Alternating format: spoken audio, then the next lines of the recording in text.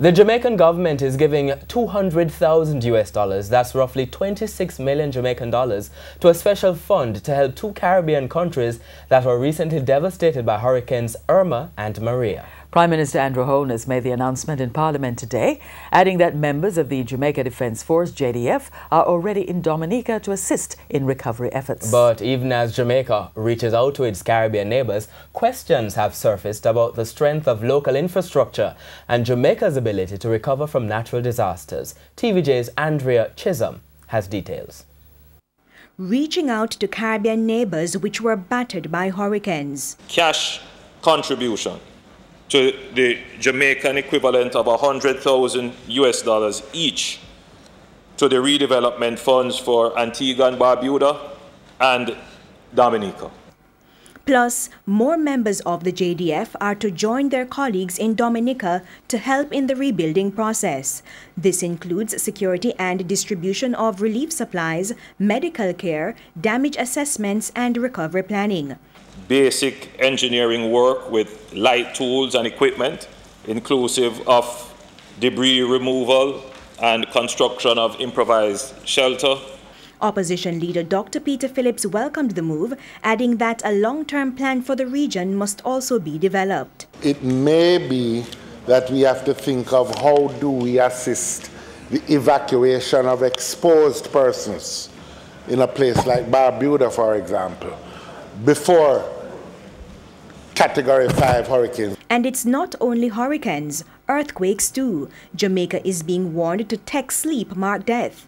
The Fiscal Policy Paper interim report tabled in the lower house on Tuesday said most public assets, including hospitals and schools, are not currently insured against natural disasters. The opposition spokesman on local government also pointed to information obtained while he was in government. There's an alarming statistic in terms of the state of our public institutions, that is to say, our hospitals, the police stations, the fire stations, and a number of government buildings, which, based on the location in Kingston, the possibility of liquefaction is real. Liquefaction has to do with the saturated soil losing strength due to stresses like earthquakes. The earthquake that has hit Mexico, right next door to us, and if we were to suffer a 7, the situation and the simulation is there in the data, what it could mean for us.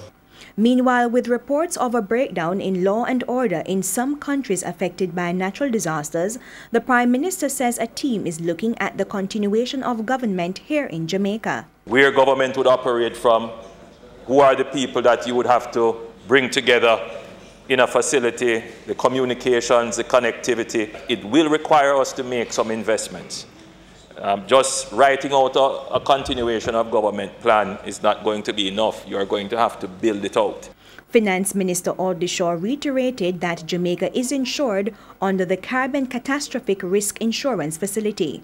Money has also been set aside in the budget for this fiscal year. The 2017-2018 estimates of expenditure includes a contingency provision of $491 million to assist in meeting the cost of rehabilitating the physical infrastructure from damage caused by weather-related events. ANDREA CHISHOLM, TVJ News.